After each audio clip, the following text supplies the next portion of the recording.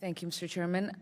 Due to the relentless cuts to the Department of Labor's capacity, the agency is struggling to fully enforce the laws already on the books and protect the rights of all workers. Thankfully, some laws, such as the FLSA, provide workers with the right to bring their claims in court themselves to recover lost wages and receive other remedies. However, with the rise of forced arbitration agreements, more and more workers are finding the courthouse doors closed to them. Mr. Stetner, can you explain how forced arbitration agreements harm workers and allow more law-breaking corporations to evade accountability for labor violations?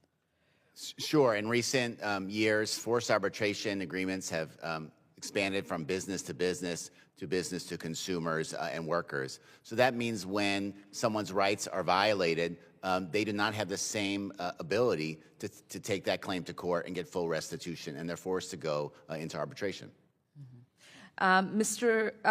President Trump's Project 2025 playbook calls for eliminating federal child labor rules that identify which jobs are too hazardous for children to be allowed to work. Mrs. Stetner, what do you think would be the consequences of removing rules that limit children from being employed in jobs that are dangerous workplaces? You know, the simple answer is more children will get injured and maybe even die. There are a list of occupations that the Fair Labor Standards Act, through its regulations, based on research from the Occupational Safety and Health, are too dangerous for children. And this is common sense things. Operating a saw in a meat processing plant is an example. Working in a coal mine. These are things that we don't want children in the 21st century to be forced to work in when they should be in school. It will mean that more children are going to be working at night and not being able to complete their homework. And unfortunately, we've seen this go in the wrong direction. Despite many criticisms of what the Biden administration did on child labor, wanting to enforce more, states are going in the opposite direction. We've had 30 states propose changes to child labor law, and 8 states actually roll back protections for children in workplaces that are unsafe. We shouldn't be going back to the 19th century. We should be allowing kids to learn and get the safe work experience as they build for their own future.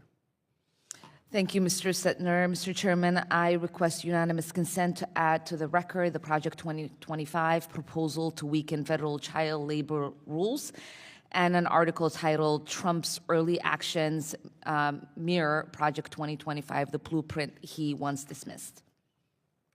Without objection. According to the New York Times, the resurgence of child labor appears to be linked, at least in part, to the exploitation of migrant children. Mr. Stetner, to what extent do you think the current administration's approach to immigration enforcement could affect child labor enforcement? When you make it harder for immigrants to work lawfully with status, you're forcing themselves and unfortunately their children to go underground into the economy and work in dangerous conditions. Also, you're making a cloak of fear that's impacting immigrants and their willingness to complain when the law is being violated. That is enacted to protect them, but they're so worried about risking their immigration status that they won't complain.